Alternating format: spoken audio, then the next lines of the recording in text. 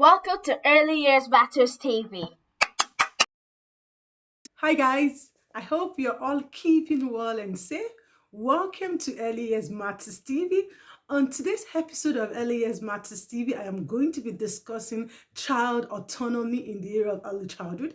Today's discussion is going to be child autonomy in the area of early childhood. If this is the kind of video you're looking for, please ensure that you watch it to the end.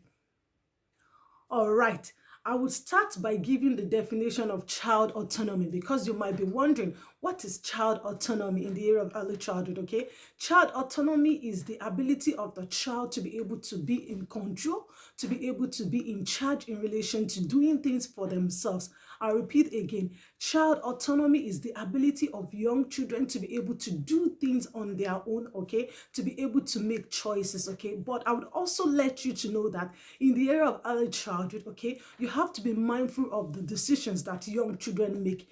Even though we want to promote child autonomy, even though the aim of early childhood is to promote child autonomy, but you as the adult, whether you're the parent, whether you're the guardian or teachers of this group of children, you have to be mindful of the decisions or the choices that young children make, all right? I'll quickly cite an example, okay?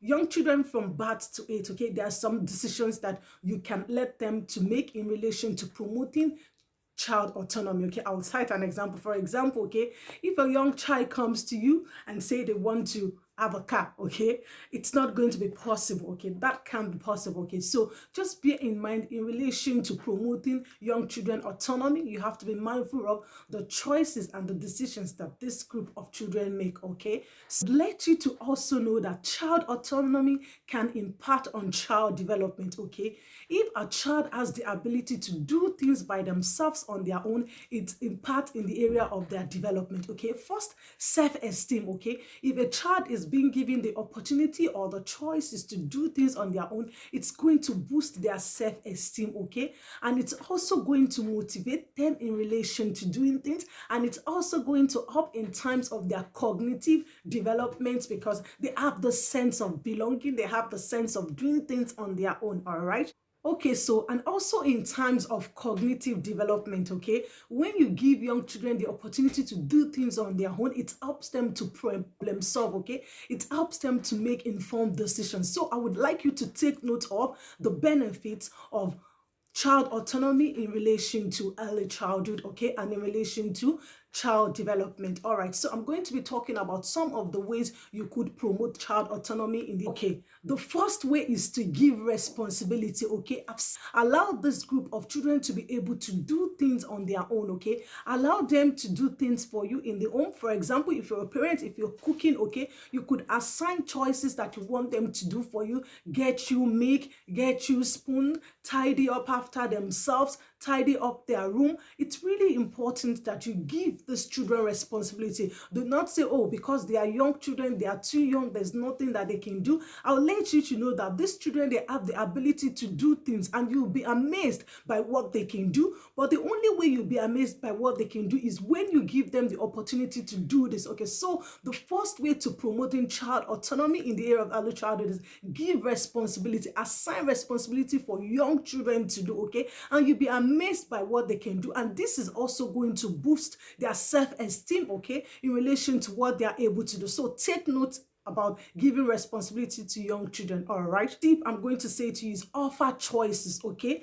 offer choices for young children to be able to choose. Okay, for example, Johnny, would you like water play or sand play? Johnny, would you like to paint or coloring? Mary, would you like to read a book or you want to go out? Okay, so it's really important that you give them choices and they'll be able to choose from, okay, because when you give young children choices, okay, they are going to be making informed decisions. They would have to decide, oh, this is what I want to do, okay, and it's going to promote child autonomy, okay. So it's really important in the area of early childhood to give choices, okay. Have different choices. You could have two, you could have three, four that young children could be able to choose from, and it's going to promote child autonomy, okay. So it's really important, okay, that you give young children choices. Would you like to read a book? Would you like to go out to play? Would you like to paint? Would you like to color? Would you like to make things? Would you like to do art and craft? And they will be able to choose, okay. In relation to choices as well, encourage them to engage in free play, okay. In relation to free play, this is the kind of play that children are in charge.